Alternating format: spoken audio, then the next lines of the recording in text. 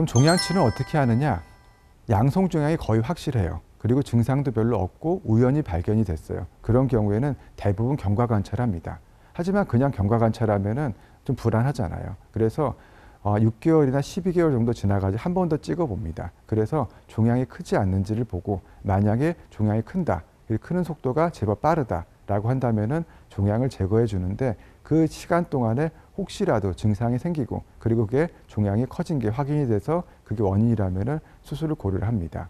하지만 처음부터 만약에 목이나 등 쪽에 종양이 크게 있어서 신경을 많이 누르고 있다. 근데 증상은 크게 없다라고 하더라도 그런 경우에는 수술을 해야 됩니다. 왜냐하면은 지금 이 종양이 이미 많이 커가지고 신경을 많이 눌러서 어떻게 보면 한계까지 와서 환자분이 사진을 찍게 된 거기 때문에 조금 더 기다리다가 어차피 종양 클 수 있기 때문에 환자분이 많이 나빠질 수 있어서 나빠지기 전에 조기에 수술을 고려하기도 합니다.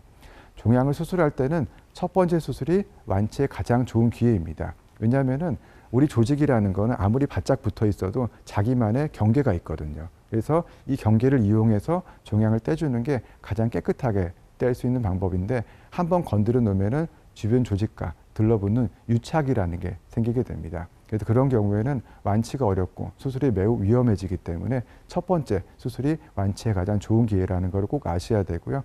가능하면은 첫 번째 수술에 깨끗하게 떼줘야 됩니다. 악성종의 경우에 얘기가 좀 다릅니다. 악성은 암이라고 말씀드렸잖아요. 그렇기 때문에 발견이 되면은 증상이 없다 하더라도 떼주는 게 맞습니다. 물론 증상이 있는 경우에는 당연히 떼줘야죠. 악성이라고 암이라고 해가지고 이거는 절대 치료가 안 된다 그렇게 생각하실 필요는 없습니다. 척수 종양의 경우에는 다른 데 퍼지지 않았다면은 종양을 깨끗하게 제거한다면은 완치가 되는 경우도 많이 있습니다. 하지만 이 종양을 완치하기 위해서는 우리가 좀 고려해야 될 게 있습니다. 그게 주변에 신경이 있다는 겁니다. 종양이 신경과 바짝 붙어 있어요. 그러면은 이게 뚝 떨어지면 좋은데 그렇지 않고 신경하고 꽉 달라붙어 있던가 아니면은 신경이 좀 파고 들어갔던가 아니면 신경이 아니더라도 다른 조직들을 침범해 있는 경우에는 불가피하게 그런 조직들을 희생을 하면서 종양을 떼야 완치가 되는 경우들도 있습니다. 아주 큰 장애가 생길 만한 그런 상황은 만들면 안 되죠. 하지만 이 종양을 가만 놔두면은 금방 지나가지고 우리가 전혀 치료하지 못할 만큼 악화가 될 수 있겠다라고 한다면은 어느 정도 희생을 감수하고 종양을 깨끗하게 떼고 그 다음에는 재활 치료를 하게 됩니다.